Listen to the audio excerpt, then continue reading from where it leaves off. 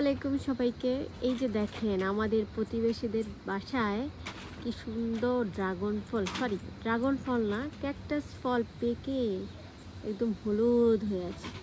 এই ফলগুলি ইতালিয়ানরা কিন্তু অনেক মজা করে খায়, কিন্তু ওনারা খায় কিনা জানি না। আমি প্রতিবারই দেখি ওনাদের এখানে আসলে, মানে হয়তোবা নিচে পড়ে থাকে, নয়তোবা পাখি খেয়ে যায়।